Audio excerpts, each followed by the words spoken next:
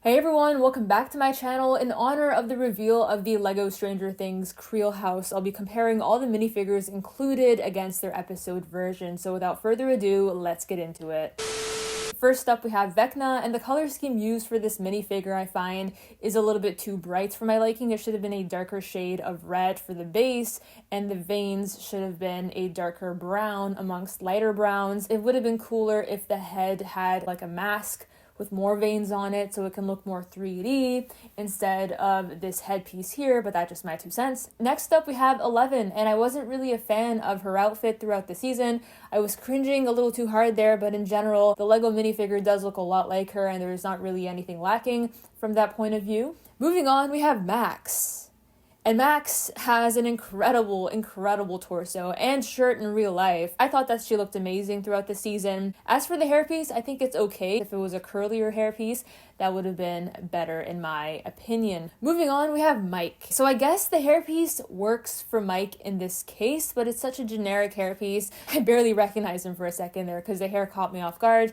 The face expression is nice. I like it. I think it's accurate to Mike, and the torso is very nice as well. I really do like how LEGO paid attention to the torso detailing and made sure to include the exact same prints underneath his jacket there. Moving on, we have Lucas with his WSQK sweater. The hair is also very accurate to the Lucas in the season, so I'm not really complaining about that. I just always had this recurring thought that he needed a haircut throughout the season, and I have the same thought looking at the LEGO minifigure. And here's a little side-by-side of the WSQK shirt that I found for sale actually versus the shirt from the minifigure. And I think it's a very accurate depiction of the sweater there. Moving on, we have Will. Now, at a first glance, I thought this was some guy named Joe. I don't even know. I wish that LEGO made a unique hairpiece for him because this is just so average. Though the torso there does carry this minifigure, and I do like how they copied the jacket. It looks awesome, and the sweater there is also perfect.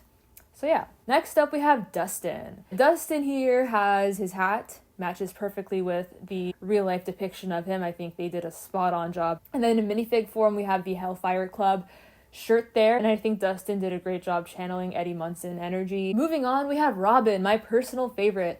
Now, the general vibes of this minifigure I love. I love the face expression, I love the hair, I love the headphones, but the torso there, as you can see, includes the leather jacket. The shirt beneath the leather jacket in LEGO form has stripes on it. I believe it's probably for copyright reasons. Putting that aside though, I think the minifigure looks decent in my opinion. Moving on, we have Steve, and I think in LEGO form, LEGO added like 15 years on Steve's age because of those cheekbones there.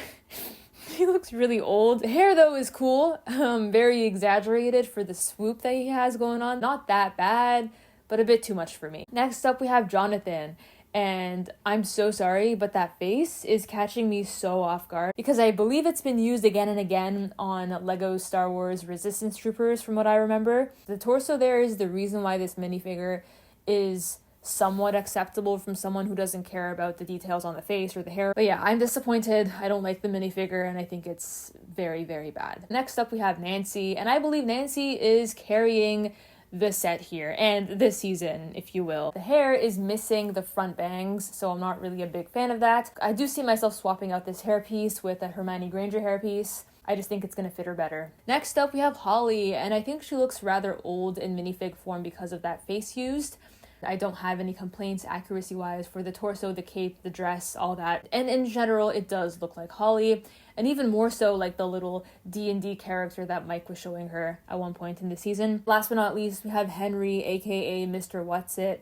And I think in minifig form, he looks very approachable and kind, whereas his real-life version, from what I've seen in the season, he just disturbs me. Even if he's trying to look approachable, he always disturbed me. I don't really feel the same fear looking at the minifigure. And yeah, that pretty much brings a wrap to the video. Let me know in the comment section down below your thoughts on these minifigures and the Creel House, and if you plan on picking it up on release day. And on that, I'll catch you guys in the next one.